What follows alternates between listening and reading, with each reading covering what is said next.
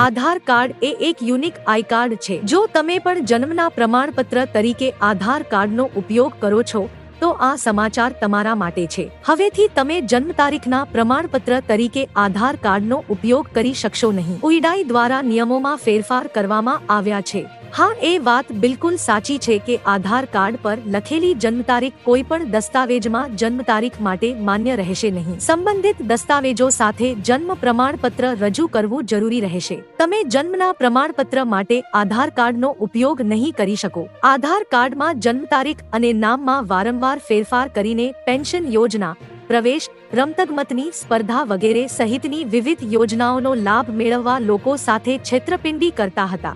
જો કે UIDAI દ્વારા ઘણી વખત કડક કાર્યવાહી કરવામાં આવી હતી, પરંતુ આમાં સફળતા મેળવી શકી નથી, જેને પગલે સરકારે આ નિર્ણય લીધો હતો।